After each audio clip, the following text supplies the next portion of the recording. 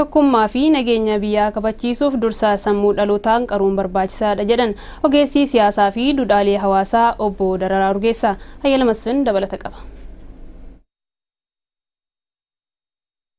Dhaloonni haraa biyya dhaaluu qabeenya uumamaa fi qabeenya dhaloonni darban horan qofa dhaaluu osoo hin taane seenaa fi jaalala biyya isaas wajjin dhaaluu qaba. Kun ta'uu baannaan lammiileen dhaaltuun biyyaa obsaa fi kabajaan waliin jiraachuuf rakkata. Dhalli kamuu seenaa biyya isaa beekuuf qorachuu qaba kan jedhan obbo Dararaa Urgeessaa jaalalaa fi tokkummaan humna jijjiirama biyyaati jechuun himan.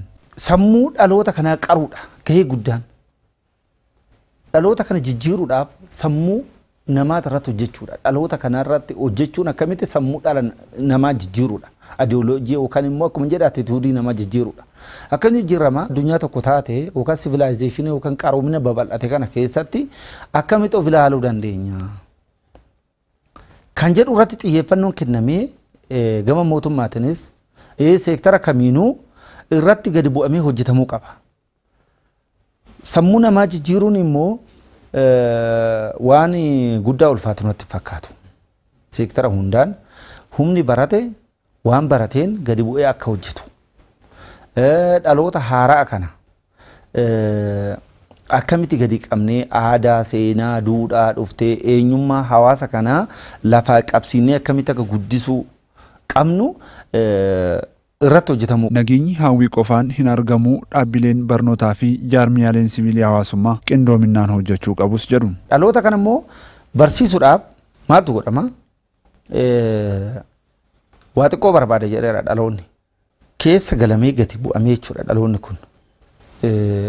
Dargaggoo shamarree beera durba qarree osoo hin jedhiin waan dhaloota kanaa malu irratti xiyyeeffatamee attituudii sammuu isaanii jijjiiru. Qarshii qofa biti guddinni ikonomikii waan irratti bicha kan hundaa'u biti. Sammuu nama guddisuudha, gabbisuudha, qaruudha, jijjiiruudha. Kana hoon jijjiiramni nuuf. Biyyi akka biyyaatti dhaabbachuuf aadaa fi duudhaaleen biyya keenyaa gumaacha salphaa akka hin qabaannes ibsu. Shanturaa gadaa meelbaa'edha, gadaa mala baase, muudanedha. Yeroo aangootti kennu biifoleedha, yeroo bifa bareedinaatti argate kiiloleedha, kila lixe yookaan qabeenya toorateedha. Michile yeroo lolee diinatti injifate waan godhu hundaafuu maqaa kenneet gadaa shanan sun waan hojjetu qaba. Dubartiin illee siiqee qabattee waraana addaa galchuu irratti gahee guddaa qabdi. Waan hawaasa keessaa dhufe kun waan salphaa miti. Sirni bulmaataa illee waggaa 8 akkaataatti aangoo walirraan yookaan baallee yookaan jaarraa walirraa fuudhan waan tureetu jira. Kanarratti gadi bu'ee naannoo biraatti illee akkuma jennu Yaagar shimaagilee waan jedhu fakkeenya naannoo Amaaraatti hin jira, Tigraayitti hin jira, Dabuubitti hin jira, naannoo Sidaamatti hin jira, Affaar, Sumaalee.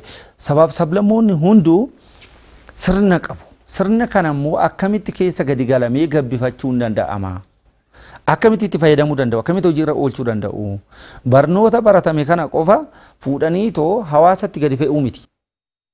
Kana hun jedhu bulchuu fi hoogansi garaagarummaa qaba. Hoogansi maal inni teeknikaalii waan sirriitti bilchinaan qaamni hooganu sun itti fayyadamuudha. Bulchuun immoo waanuma barreeffamaan taa'ee sana hawaasatti gadi fe'uudha.